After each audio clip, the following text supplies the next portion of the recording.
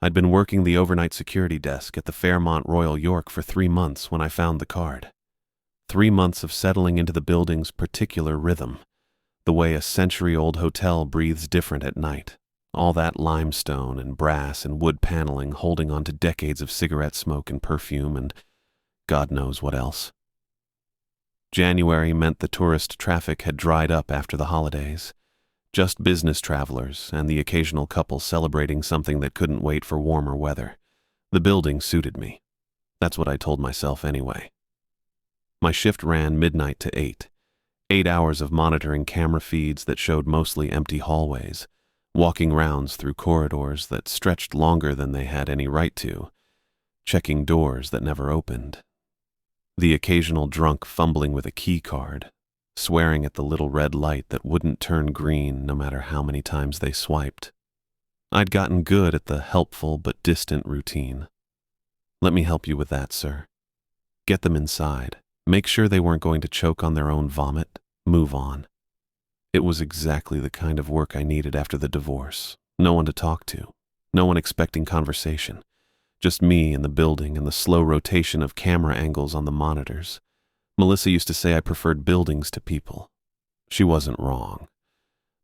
Most nights nothing happened. That was the point. Security theater, really. Management wanted a warm body at the desk, someone to look alert if a guest came down at 3 a.m. needing fresh towels or complaining about noise from a room that turned out to be empty. I'd investigated 5 suspicious sounds in my first month. Every single one was old pipes, or the building settling, or wind coming off Lake Ontario and finding its way through window frames that predated modern weatherproofing. The pay was decent, better than I'd expected for overnight work. The benefits were solid. I could do the job half asleep, which I often was.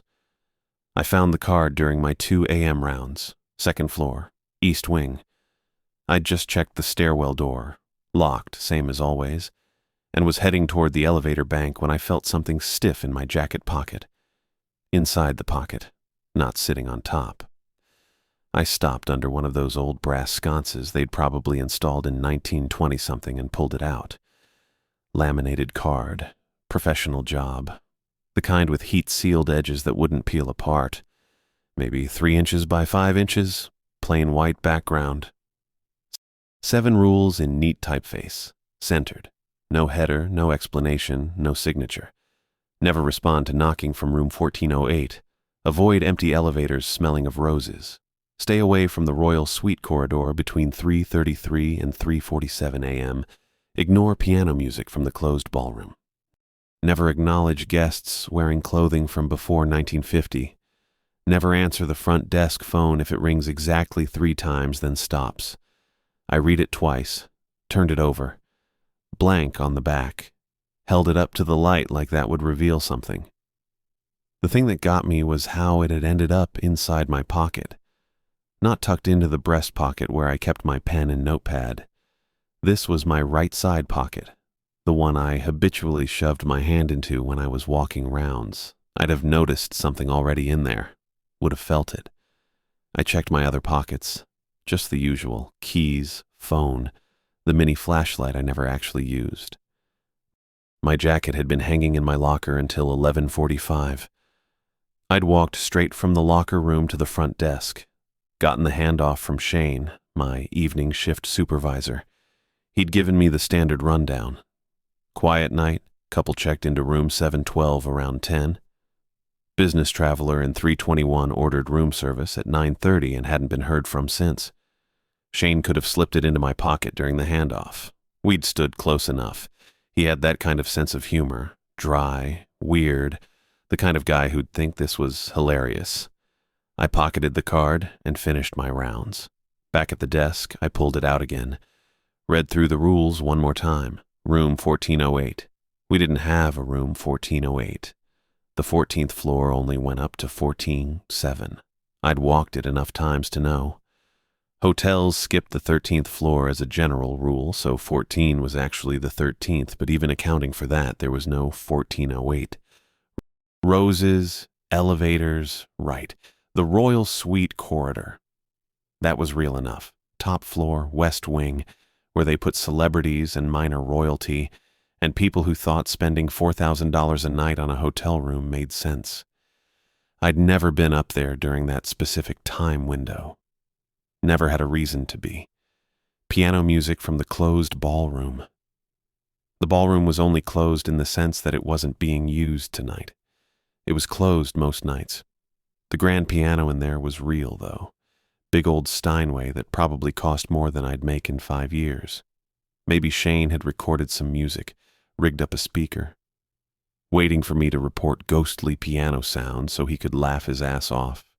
Guests in old clothing. That one was almost clever.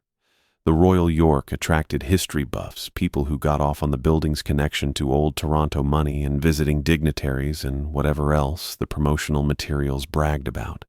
Someone wearing vintage clothing wouldn't be that strange. The phone thing was oddly specific. 3 rings, then stopping. I pulled out my phone and texted Shane. Real funny. You can pick up your little prop card tomorrow. He texted back 4 minutes later. What card? The rules card. In my pocket. No idea what you're talking about. Right, seriously, man. You okay? I didn't respond. Shane was committing to the bit, or he genuinely didn't know what I was talking about. Either way, I had 6 more hours of shift to get through. I tucked the card into my wallet behind my debit card where I wouldn't lose it. Somebody's idea of a prank. Hazing the new guy, even if 3 months wasn't exactly new anymore. Maybe there was a whole tradition of it. Print up fake rules, spook the overnight security, see if they'd actually avoid the 14th floor or jump at shadows. I wasn't going to give them the satisfaction. The cameras cycled through their rotation. 2nd floor, east wing, empty. Lobby, empty except for my desk. 4th floor, stairwell, empty. The building doing its breathing thing. All that old infrastructure creaking and settling around me. Just another quiet January night. The elevator doors slid open at 2:47 a.m. I'd reached the 14th floor maybe 10 seconds earlier, still catching my breath from the stairs. The empty car waited there, interior lights bright and steady, polished brass gleaming. Nothing inside. Nobody stepping out. Then the smell hit me. Roses, heavy and sweet and wrong, cloying in a way that made my throat tighten. Not the fresh-cut scent you'd get from a nice arrangement in someone's room. This was funeral flowers left too long in summer heat, petals going brown at the edges, water in the vase turning thick and cloudy. The kind of smell that gets into your sinuses and stays there. I stood in the hallway, staring into that empty elevator. The second rule surfaced in my mind, clear as when Walsh had written it on that card. If the elevator smells like flowers, take the stairs. My hand was already reaching for the button. Stupid. I knew it was stupid even as I stepped inside. But 3 months of overnight shifts had taught me the building's rhythms, and I'd walked every floor, ridden every elevator. This was just air freshener, maybe. Or someone had actually brought up roses, left them in here for a trip or two. The smell lingered in enclosed spaces. That was all. The doors slid shut behind me. I pressed L for lobby. The button lit up under my finger, warm and ordinary. The car lurched into motion, descending smooth and steady. Floor indicator counting down. 14, 13, 12. The elevator stopped. Not the normal deceleration, the gentle settling you get at your floor. This was a full stop, sudden enough that my knees flexed to catch my balance. The overhead lights flickered once, twice. Steadied but dimmer now, like the voltage had dropped. The rose smell intensified. My eyes watered. The doors opened. I wasn't looking at the 12th floor. The carpet stretched out in front of me, deep burgundy instead of the navy blue I'd walked across 100 times. Not the industrial hotel carpet either, the kind designed to hide stains and last 20 years. This was thick pile, ornate patterns woven through it in gold thread, Victorian patterns, acanthus leaves and medallions. The walls were papered, cream background with burgundy flocking, heavy velvet texture that caught the light. Wainscoting below, dark wood polished to a mirror shine. Gas lamps. Gas lamps flickering in brass sconces along the corridor, actual flames dancing behind cut glass shades.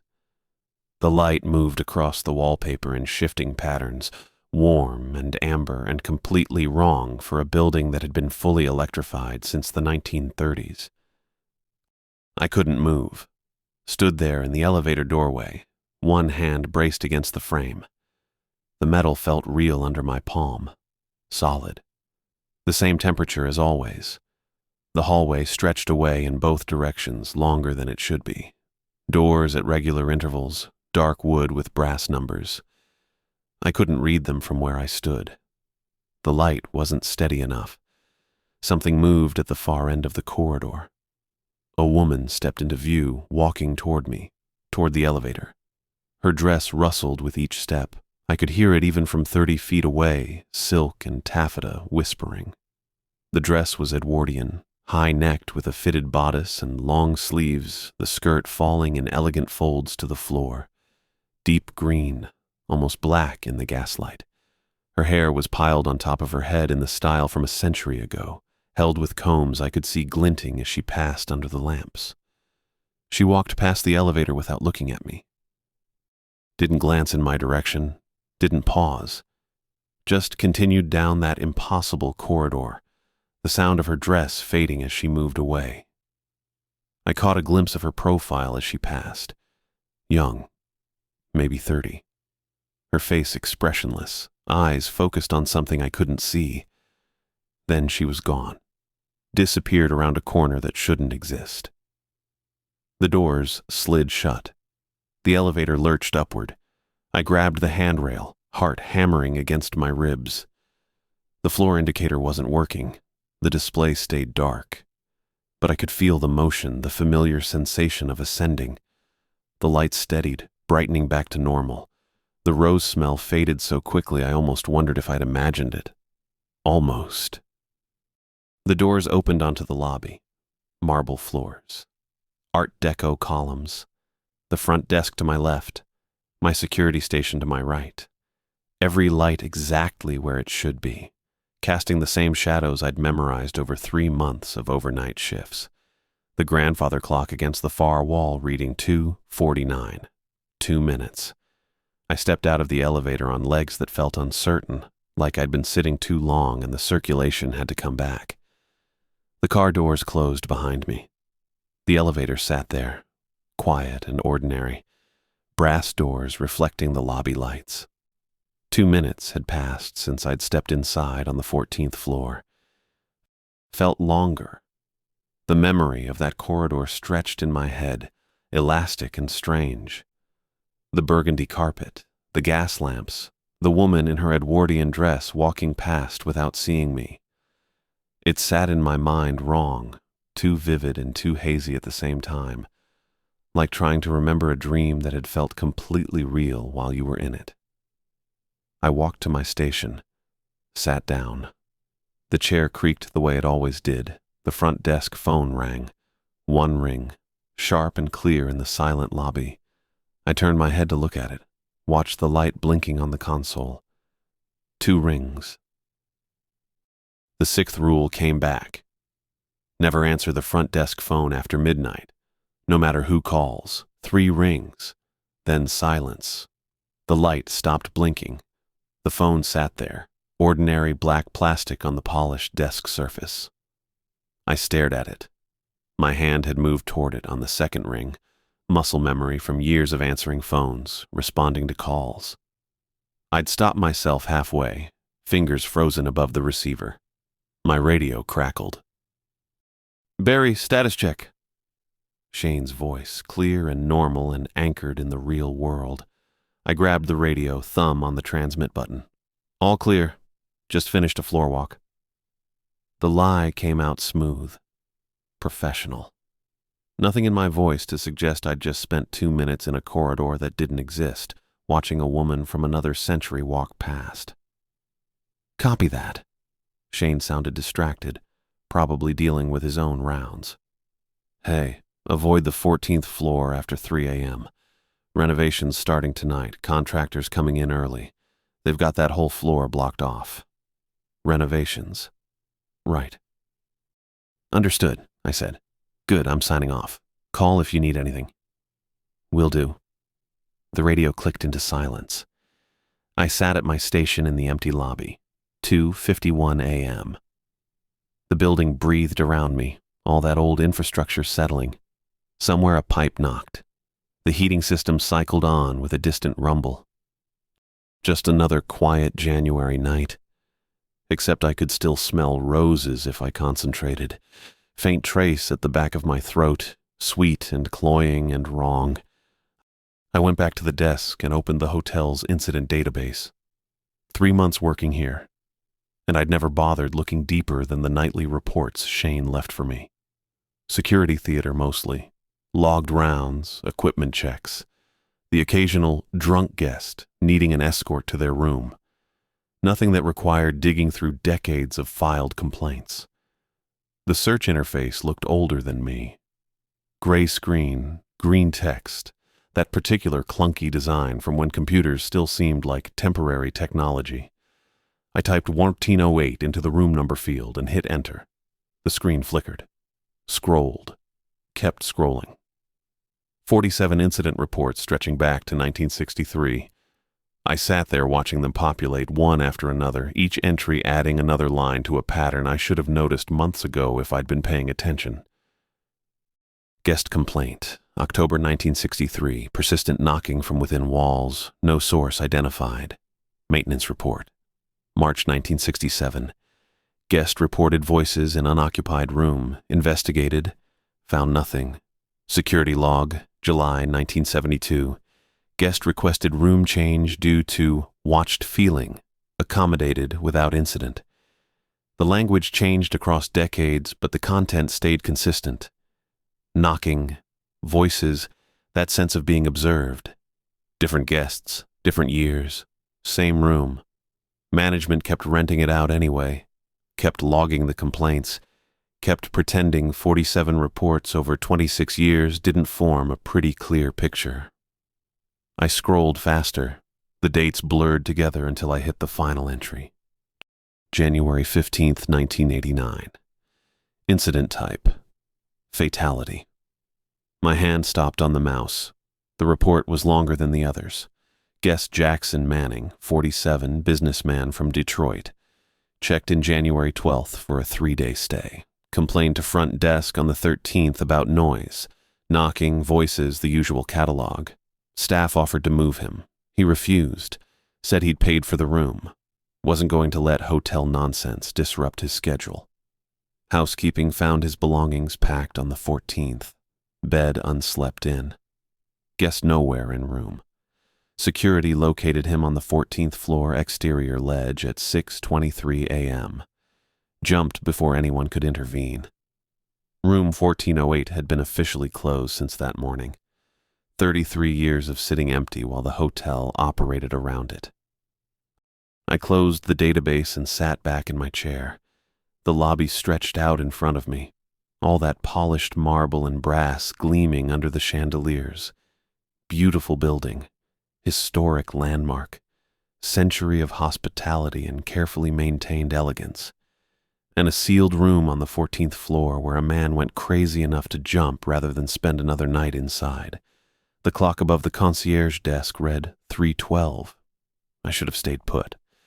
Finished my rounds, logged the shift, gone home when morning crew arrived. That's what the rules said. What Shane had been pretty explicit about during my first week. Weird stuff happens at night in old buildings. You ignore it, document anything physical, never investigate sounds. Then I heard the piano.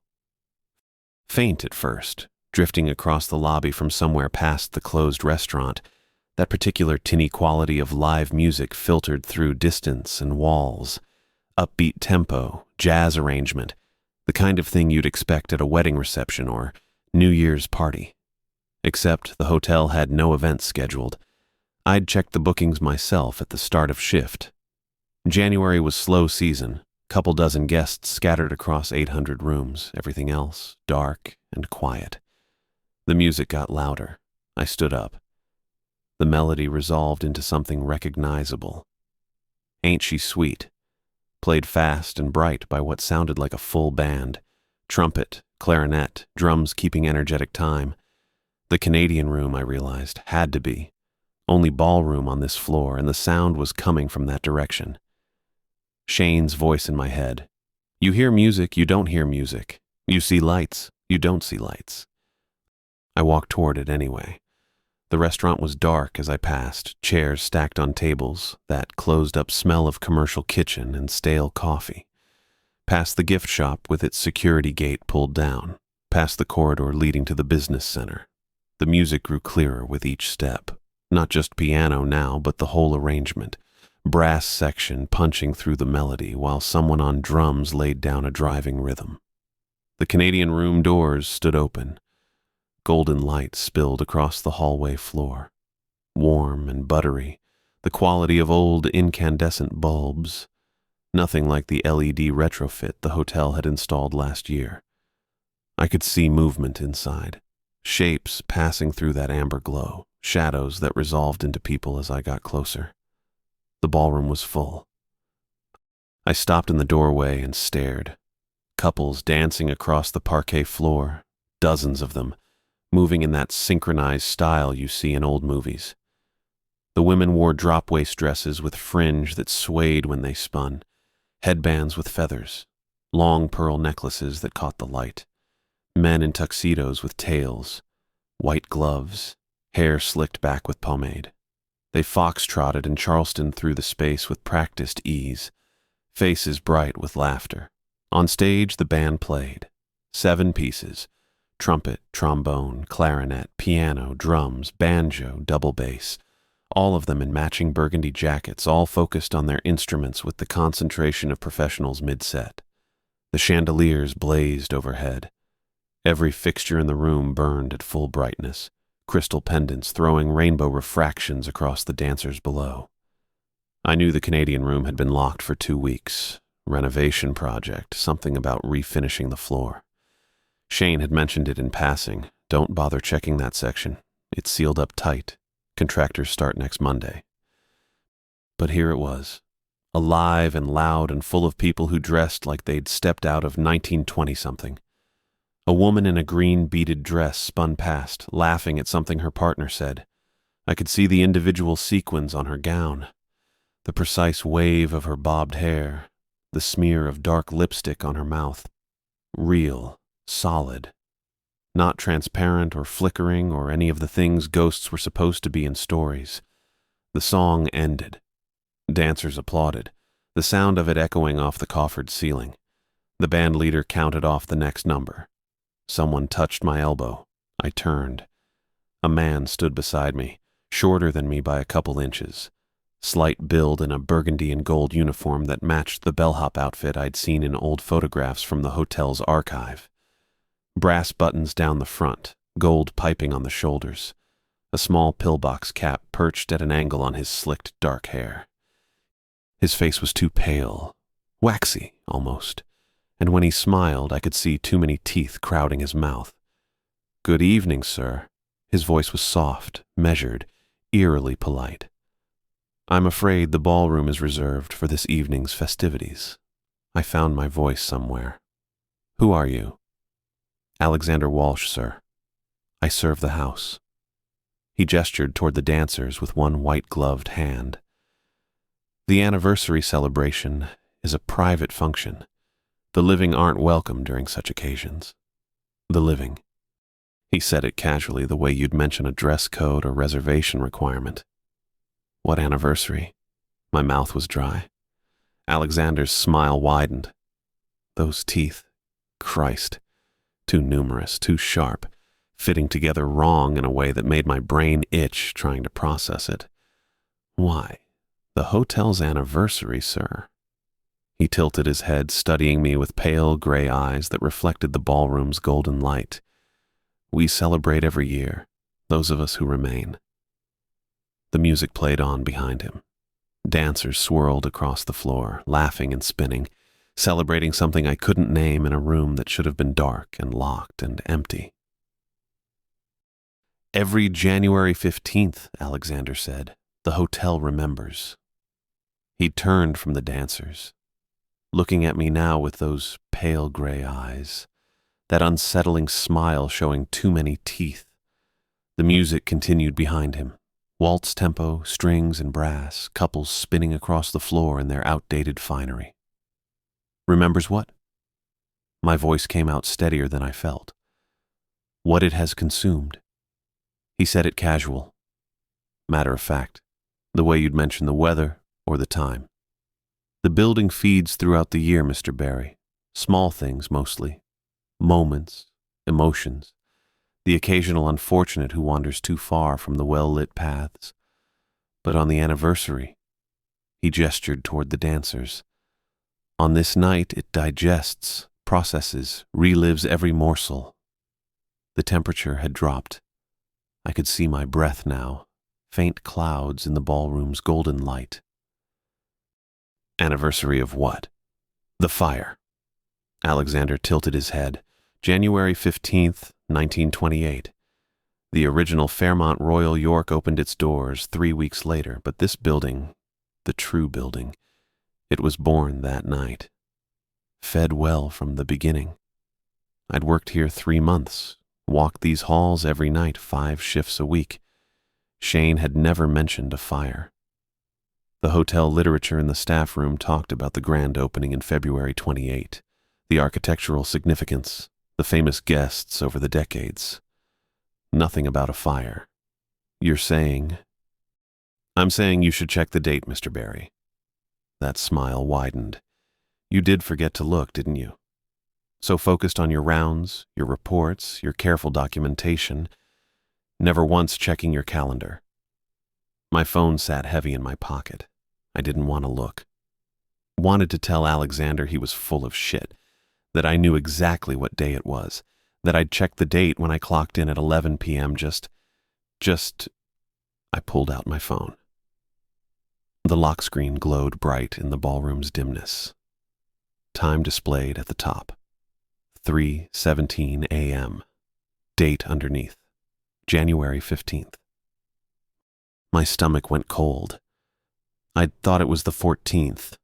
Could have sworn Shane had mentioned it during shift change, talking about his daughter's birthday coming up on the 16th, joking about having to work the overnight on the 15th.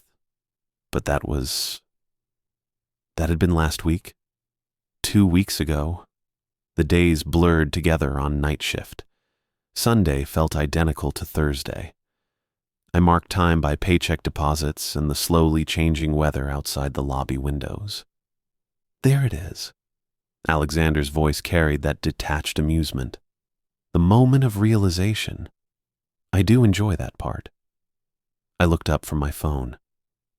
The ballroom lights went out, not dimmed, not a gradual fade, just instant, complete darkness swallowing everything. The dancers, the decorations, Alexander's pale face. Gone between one heartbeat and the next. My flashlight. I'd clipped it to my belt when I left the desk. Fingers found it automatically, muscle memory from 3 months of rounds, and I yanked it free and thumbed the switch. The beam cut through absolute black. Empty room. No dancers, no orchestra, no tables with their white cloths and crystal glasses. The beam swept across bare walls, scuffed hardwood floors, stacked chairs pushed against the far side. Dust motes drifted through the light. The ballroom, as it should be, dark and locked and unused, except the piano stood uncovered in the center of the floor. I hadn't seen it before. The beam had passed right over that spot. I was sure of it, showing nothing but empty space. But there it sat now. Grand piano, black lacquer finish, lid propped open. Old thing. Older than the Steinways they used for events. The finish cracked and yellowed. My breath came short, visible clouds in the flashlight beam. The piano key moved, one key, somewhere in the middle register. I watched it depress slowly, smoothly, like an invisible finger pressing down with deliberate care. The note rang out. Single tone, pure and clear, hanging in the dead air of the ballroom. It resonated through the empty space, through my chest, vibrating in my teeth and the bones of my skull. Too loud. Wrong somehow, the acoustics all off, the note sustaining longer than it should, growing instead of fading. Another key dropped. Higher note this time, dissonant interval, clashing with the first. Both tones building, swelling, filling the darkness with sound that made my ears ache. Third key. Fourth. I ran. Flashlight beam bouncing wild across the walls, my boots loud on the hardwood, the piano notes chasing me toward the doors. No rhythm to them. Random intervals, discordant and building like something dragging fingers across the keys in slow motion. I hit the doors hard. Shoulder first, expecting resistance, but they flew open and I stumbled through into the hallway beyond. The music stopped. I kept running. Down the corridor, past the service elevator, around the corner to the main stairs. My radio banged against my hip. Flashlight still clutched in my hand, the beam jerking with each step. Didn't slow down until I reached the landing between floors. Stopped there, doubled over, gasping. The stairwell smelled normal. Concrete and old paint and cleaning solution. Fluorescent lights hummed overhead, steady and bright and real. My watch read 3:28 a.m. 11 minutes since I'd checked my phone in the ballroom. Felt longer. Felt like I'd been down there for an hour, watching those dancers spin and spin while Alexander smiled and explained the hotel's hunger in his antiquated phrasing. I pulled out my phone again, double-checked the date. Still January 15th. Shane's voice echoed in my memory. The first night I'd worked alone back in October after 2 weeks of training shifts. He'd walked me through the building one last time, pointing out the problem areas, the equipment quirks, the unwritten rules. Stay out of the Royal Suite corridor after 3:30 a.m. Specific like that. Not the 14th floor or the suites. The Royal Suite corridor. 3rd floor, West Wing, where they kept the premium accommodations for dignitaries and celebrities and people with money to burn. I'd asked why. Shane had shrugged, said it was just easier. Housekeeping got pissy if security disturbed the high-value guests, and nobody was awake at that hour anyway. Better to skip it, focus on the public areas, avoid complaints. Made sense at the time. Now, I checked my watch again. 3:31 a.m. 2 minutes. The stairwell was quiet, just the fluorescent hum, my breathing gradually slowing, the distant sound of the heating system cycling somewhere in the building's guts. I could go back to the desk, sit there for the remaining 3.5 hours of my shift, do my paperwork, pretend the ballroom had been a hallucination brought on by exhaustion and too much coffee. Clock out at 7, drive home, sleep it off. Come back tomorrow night and forget the whole thing. Except tomorrow night would be January 16th. The anniversary would be over. Whatever the hotel was digesting, reliving, remembering, it would be done. I'd never know if Shane's rule had a reason beyond guest relations. 3:32 a.m. The scream started at 3:33 exactly. I was still in the stairwell, one hand on the railing, trying to decide whether to head up or down. The sound came through the walls, distant but clear, a woman's voice, raw with absolute terror. Not a startled yelp or a frightened shout, the kind of scream that came from your gut when something had gone wrong beyond fixing. It cut off mid-breath. The silence after was worse. I stood there, gripped tight on the railing, listening to my pulse hammer in my ears. The scream had come from above. 3rd floor, West Wing, had to be. The acoustics in the stairwell carried sound weird, but I'd learned the building's quirks over 3 months of overnight rounds. Royal Suite corridor. Shane's rule, the one I'd followed without question for 90-some shifts. My radio crackled. Static first. The familiar burst of white noise that meant someone was keying their mic. I waited for Shane's voice. Maybe he'd come back. Maybe he'd heard something from the parking booth. Maybe... Ryan, not Shane. The voice came through distorted, layered with static, but I caught the tone underneath. Soft, measured, that same detached amusement I'd heard in the ballroom. "We've been waiting, Ryan." My thumb found the transmit button, pressed it. "Who is this?" More static. Then, "You've broken too many rules tonight. Went where you were warned not to go. Saw what you were meant to ignore." A pause. "The building is pleased." The stairwell felt smaller, walls closer than they'd been a moment ago. The fluorescent lights flickered once, twice, then steadied. "You don't belong to your shift anymore, Ryan. You don't belong to your schedule or your rounds or your reports." The static cleared slightly. The voice came through cleaner. "You belong to us now, to the building. It's been hungry for someone like you. Someone curious, someone who asks questions, someone who doesn't listen to good advice. I should have run. Should have bolted down the stairs, out through the lobby, straight to my car and then home and then anywhere but here. I couldn't move. The attention I'd felt earlier, in the fourth floor stairwell, in the ballroom with Alexander watching me, it was back. Magnified. Focused entirely on me with an intensity that made my skin crawl and my breath catch. The building was looking at me. Not watching. Looking. The way you'd examine something small you'd caught, turning it over in your hands, deciding what to do with it. Hungry. Patient. The radio crackled again, but this time only static came through. White noise that gradually faded to silence. 3:36 a.m. I stood in the stairwell, flashlight still clutched in one hand, radio quiet on my belt, and felt the Fairmont Royal York's full attention settle over me, waiting to see what I'd do next. I made it back to the security office and shoved the desk against the door. Took both hands and all my weight to get the thing moving. Heavy old wood that had probably been sitting in that room since the 70s. Scarred surface and metal drawer pulls, and enough mass to make a decent barricade. It scraped across the floor with a sound that set my teeth on edge. I wedged it tight against the doorframe, tested it with my shoulder. Solid enough. Not that I thought a desk would stop whatever the hell was happening in this building. But it made me feel better. Gave me something to do with my hands besides shake. The monitors glowed in their neat grid above the workspace. 16 screens showing 16 different angles of the Fairmont Royal York at, I checked the clock on the wall, 3:32 a.m. Just another overnight shift. Just another night of watching empty corridors and vacant lobbies and all that expensive real estate sitting quiet while the city slept outside. Except nothing on those screens looked right anymore.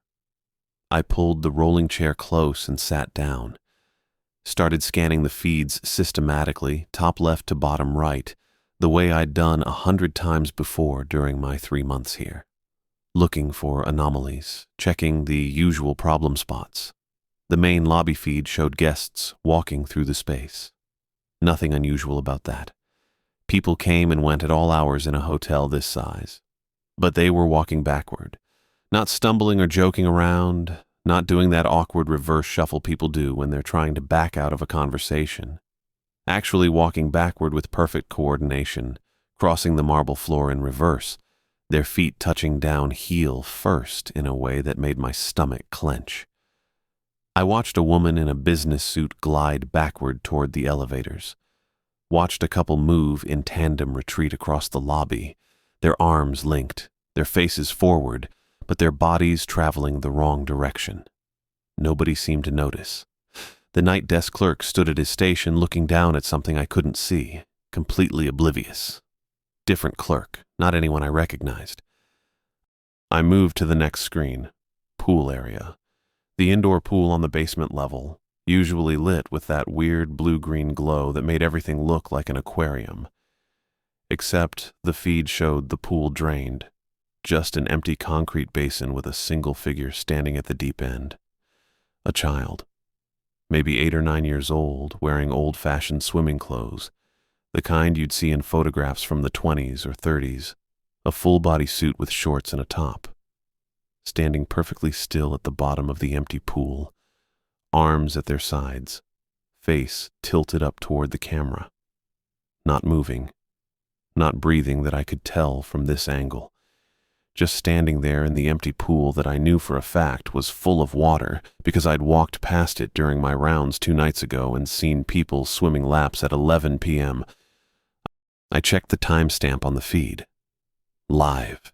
Current. 3:34 a.m. My hand moved to the radio on my belt, lifted it halfway before I stopped myself.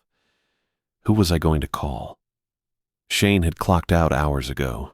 The overnight manager was somewhere.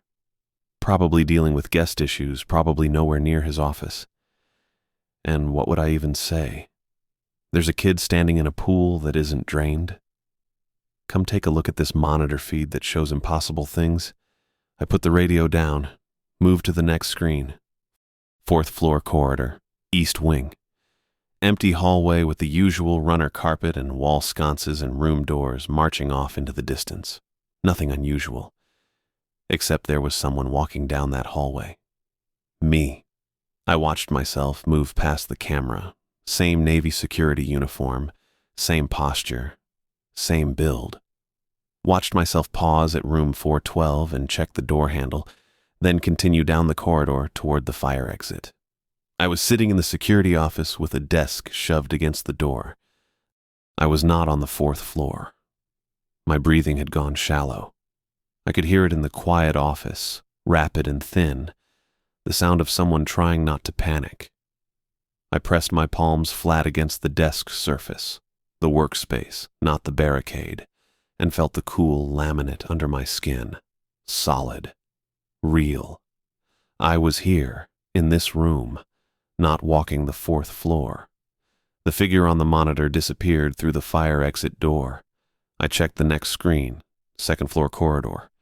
Empty. Next screen. 6th floor corridor. There I was again, walking past the camera, radio in hand, looking like I was mid-round. Next screen. 10th floor. Same thing. My own figure moving through the frame, checking doors, doing the job I was supposed to be doing while I sat barricaded in the office watching impossible footage. How many of me were walking these corridors? I cycled through the feeds faster. Lobby, clear. Parking garage, empty vehicles. Kitchen, dark. Ballroom. I stopped. Went back to the ballroom feed. Dark. Empty. The way it should be at 3:37 a.m. No music, no dancers, no Alexander Walsh with his unsettling smile and his too many teeth.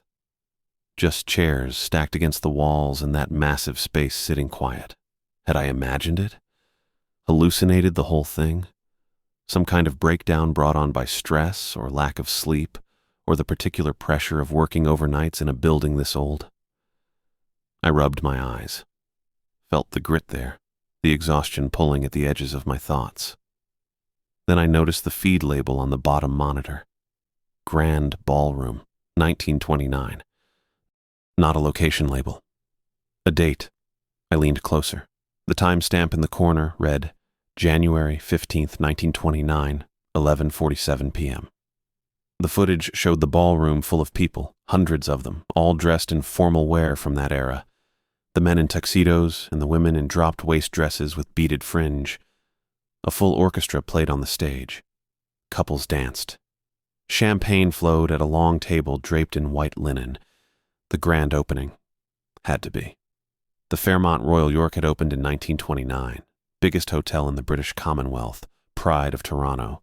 I'd read about it during my first week, looking up the building's history during a slow shift. But this footage shouldn't exist in the security system. Hell, this footage shouldn't exist at all.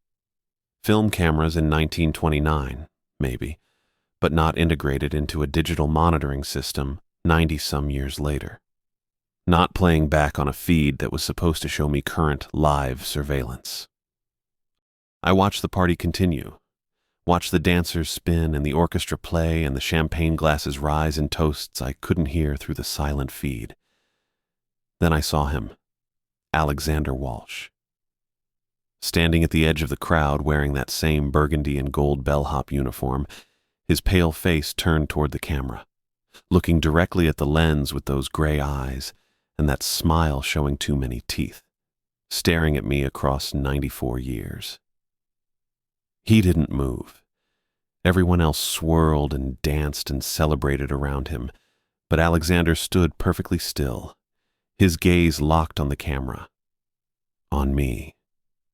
Like he'd known I'd be sitting here in this office watching this impossible footage, like he'd been waiting all this time for me to see. The phone rang. I jerked back from the monitors. The sound cut through the office. Old-style landline ring, loud and mechanical and wrong at 3:41 in the morning. It rang once, twice, 3 times, then stopped. I stared at it. Black desk phone with a coiled cord and a row of buttons for different lines, the kind of equipment that had been standard in offices for decades. The receiver sat in its cradle, silent now. The ring had stopped after 3, which meant what? That I was supposed to ignore it? That it had been a wrong number or a system glitch or some automated check-in that didn't need a human response? I picked up the receiver, held it to my ear. Didn't say anything, just listened. "Ryan?" Shane's voice came through, tight with something that sounded like panic. "Ryan, where the hell have you been?" I opened my mouth, closed it. Shane had clocked out at 11, had gone home hours ago, left me to handle the overnight solo the way we did every shift. He shouldn't be calling at 3:41 in the morning unless something had gone seriously wrong. "I'm in the office," I said. My voice came out rough. "What's—" "The morning shift just got here," Shane cut in. "They found the security office empty. No sign of you anywhere. I got a call from Marcus asking where you were, if you'd called in sick, if there'd been some kind of emergency. I've been trying to reach you for 20 minutes. I looked at the desk shoved against the door, at the monitors glowing in their grid, at the office around me, small and windowless and definitely occupied. "I'm here," I said. "I've been here all night. Ryan, they're standing in the empty office right now. You're not there." I checked my watch. 8:47 a.m. The second hand swept around the face. Smooth, mechanical movement, the kind you could trust. I'd checked this same watch in the stairwell outside the ballroom. When? Earlier tonight. Had to have been earlier tonight. I'd looked down and seen... What time had it been? I couldn't remember. Couldn't pull up the image of the watch face, couldn't recall the specific numbers. Just the general sense that it had been late, 3-something, maybe 4. Now it read 8:47 a.m. 6 hours.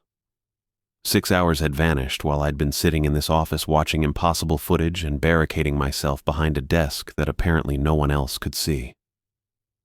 "Ryan?" Shane's voice had changed. Softer now. Careful. The tone you'd use with someone who might be having a breakdown. "Where are you? Just tell me where you are and I'll come get you." I looked at the monitors.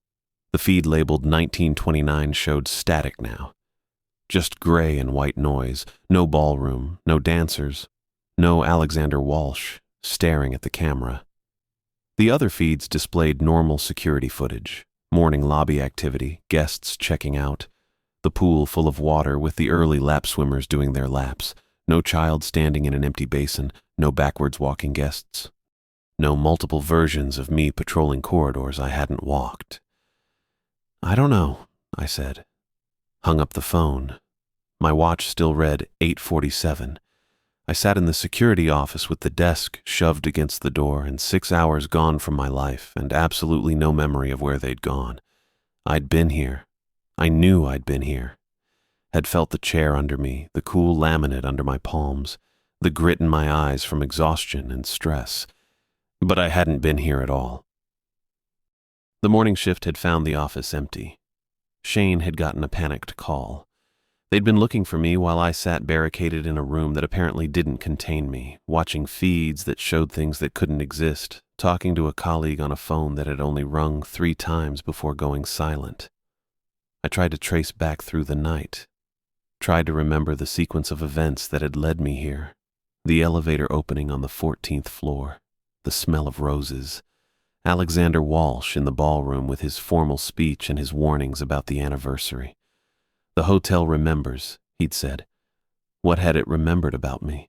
What had it taken during those 6 hours while I'd been here and not here, present and absent, watching myself walk corridors on monitors that showed impossible things? I didn't know, couldn't name it. But something had been taken from me that I'd never get back. Some piece of myself that the Fairmont Royal York had claimed as payment for surviving its anniversary. The hotel had fed on something I couldn't identify, and I had no idea what I'd lost. Shane was waiting in the lobby when I came down, 6:32 a.m. Early light filtering through the tall windows along Front Street, turning the marble floors pale gold. The overnight shift almost over. Just another morning at the Fairmont Royal York, except Shane never stuck around this late, and he was holding something in his hands. An envelope, old paper, yellowed at the edges. "Ryan," he spotted me crossing the lobby. "Got a minute?" I'd spent the last hour in the security office, desk still shoved against the door, trying to write up what had happened, trying to find words for Alexander Walsh and the ballroom that shouldn't have existed, and the weight of the hotel's attention pressing down on me. The report sat abandoned on the desk, half-finished sentences trailing into nothing. Some things don't fit into incident logs. Shane looked rough. More tired than I'd ever seen him, circles under his eyes darker than mine, mouth set in a tight line. He wore his usual button-down and slacks, supervisor casual, but his collar sat crooked and his hair stuck up on one side. "Yeah," I said. "What's up?" He glanced around the lobby. Empty this early, just us and the distant sound of the kitchen staff prepping breakfast. The front desk wouldn't be staffed for another half hour. "Come here." Shane walked toward the windows, away from the security desk, away from the cameras. I followed. He held out the envelope. "Found this in the archives yesterday.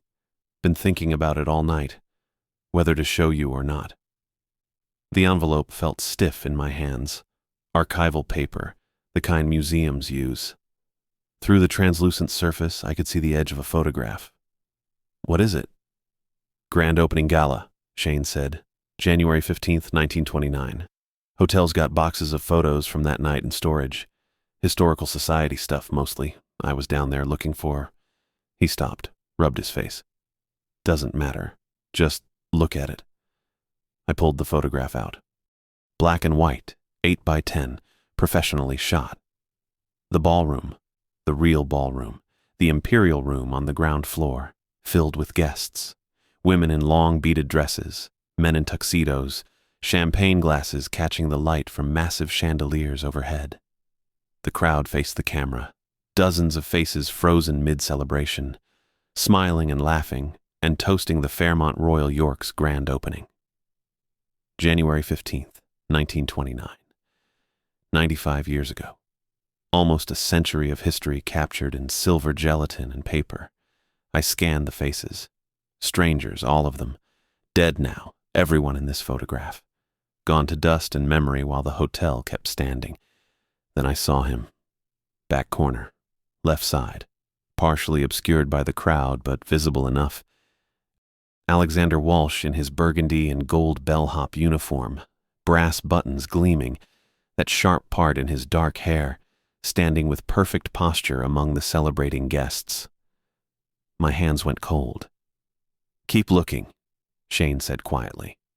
I moved my focus across the photograph, searching the crowd more carefully now, examining each face, each figure, my pulse starting to hammer in my throat. There. Right beside Alexander, maybe 2 feet away, standing at attention with his hands clasped behind his back, wearing a Navy security uniform with black boots. Me, my face, my angular features, my short black hair, my hollow cheeks. Looking straight at the camera with an expression I recognized. The careful, neutral mask I wore on duty, observing everything, giving nothing away. The photograph slipped in my grip. I caught it before it fell, fingers leaving prints on the edges. That's not possible. Yeah, Shane's voice came from far away. That's what I said too. I stared at my own face, frozen in a photograph taken 95 years before I was born. Before my parents were born. Before their parents were born. January 15th, 1929. And there I stood in the back of the Imperial Room, wearing the same uniform I'd put on tonight, standing beside the thing that called itself Alexander Walsh. Both of us watching the celebration while the hotel's first guests danced and drank and had no idea what they were christening. The edges of the photograph felt sharp against my fingers. Could be someone who looks similar, I said. Heard how hollow it sounded. Shane shook his head. I thought that too, wanted to think that. Then I found 3 more photos from the same night. Different angles, different moments. You're in 2 of them. Same uniform, same position. Always near the edges, always watching. He paused. Always near Alexander. The lobby felt too bright suddenly, too exposed. All those windows letting in morning light. All that marble and brass and wood paneling. The hotel breathing around us. How long have you known about this? Found it yesterday afternoon. Spent my whole evening shift trying to figure out what it meant. Shane looked at me directly. Then I heard about the ballroom on 14. I went still. Security cameras caught you going up, he continued. Caught you coming back down an hour later. But there's a gap, 43 minutes where the 14th floor feed went dark. Just static. When it came back, you were in the stairwell looking... He stopped. Different. Different. Yeah, that was one word for it. I handed the photograph back. Didn't want to touch it anymore, didn't want to see my own face staring out from nearly a century ago, proof of something I couldn't explain and didn't want to accept. Shane didn't take it. Keep it. You should have it. Why? Because you survived. He said it flat, matter of fact. Because you made it through January 15th and you're standing here, and that means something. That means you got out. The laminated card sat in my pocket. Still there, still waiting. That careful handwriting warning me to stay away from a danger I'd walked straight into anyway. The card, I said. Someone left it for me. Someone who knew. Shane nodded slowly. There have been others, over the years. Security guards, maintenance staff, overnight workers, people who stayed too long, who were here on the wrong nights. Most of them just disappeared from the records. Employment files gone, no termination paperwork, nothing. Like they never worked here at all. He gestured at the photograph still in my hands, but some of them show up in the archives. Old photos, guest registries, incident reports from decades ago. Same faces, same people, trapped in the hotel's history. The morning light slanted through the windows. Outside, Front Street was waking up. Traffic sounds, distant voices, the normal city rhythm starting another day. Inside the Fairmont Royal York, something else kept time. How long have you known? I asked again. About what this place really is? 5 years. Shane's voice went quiet. Figured it out my second January here. Started noticing the patterns, the missing staff files, the incidents that never got properly logged, the way certain floors felt wrong on certain nights. Did my research. Found the archives, found the photographs. He met my eyes. Found my supervisor from when I first started, guy named Martinez. Good man, taught me everything about hotel security. He quit after 6 months, and I never heard from him again. Let me guess. You found him in an old photograph. 1967. Hotel anniversary event. He's in the background wearing his uniform, standing in a hallway that doesn't exist anymore. Shane's jaw tightened. He's still in there, part of him, caught in the building's memory. I looked down at the photograph in my hands. At myself, standing beside Alexander Walsh, both of us servants to the hotel's hunger, both of us already claimed. The card hadn't been a prank. It had been a warning from someone who'd survived before. Someone who'd made it through January 15th and walked out and understood what they'd lost in the process. Someone trying to save the next person from making the same mistake. I'd ignored it. Stubborn and curious and too skeptical for my own good, I'd dismissed the warning and stayed anyway, and now part of me existed in a photograph from 1929, proof that the hotel had already claimed me long before I ever applied for the job. "I'm done," I said. Shane didn't look surprised. "Yeah. I'm quitting. This morning. Right now." "Good." He said it firm. Certain. "That's the right call. Get out while you still can." I pulled the laminated card from my pocket, held it up between us, that careful handwriting still legible. "Stay away from the 14th floor on January 15th. You leave these for new hires?" "When I can.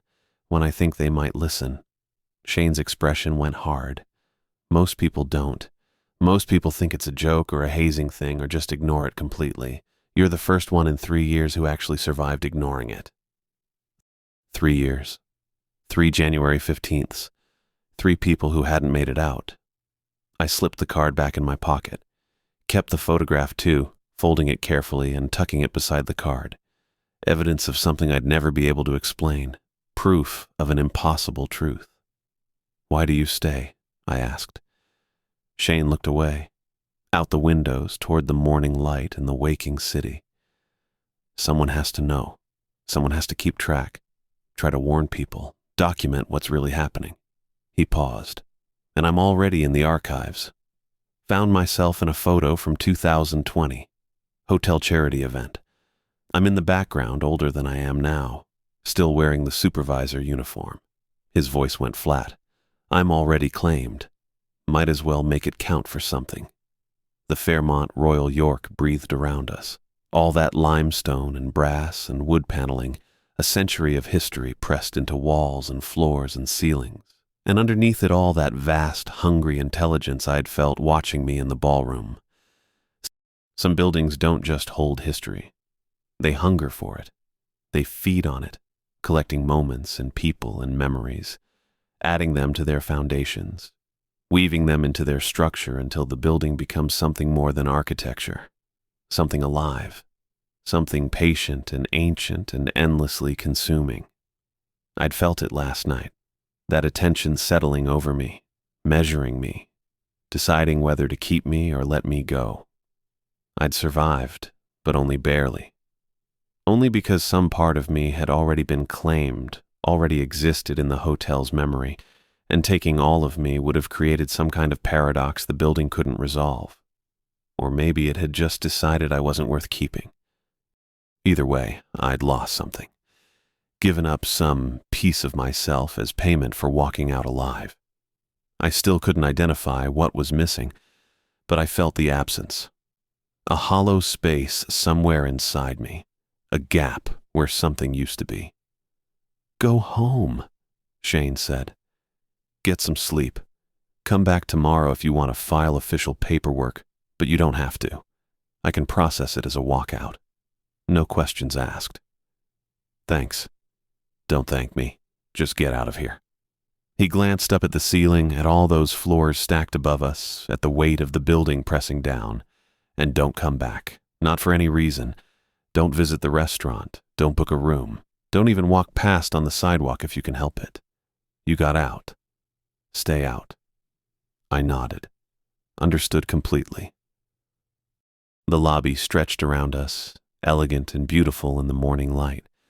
Marble and brass and careful craftsmanship, a monument to luxury and service. To anyone else, it probably looked magnificent. Timeless. To me, it looked hungry.